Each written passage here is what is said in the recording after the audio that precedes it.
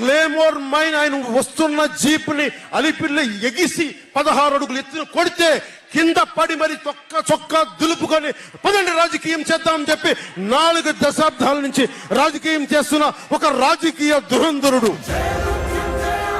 ఆయన్ని నమ్ముకున్న ప్రతిష్టాత్మకమైన తెలుగుదేశం పార్టీ, ఆయన వెనక నడుస్తున్న తెలుగు తమ్ముళ్ళు, తెలుగు మహిళలు కత్తి దూసి కథన రంగంలో దూకడానికి సిద్ధంగా ఉంటే మన యువత మీరందరూ కూడా గత 5 సంవత్సరాలుగా మీదైన యుద్ధాలు, మినీ యుద్ధాలు వైసీపీ దుష్ట పాలన మీద చేస్తూనే ఉన్నారు.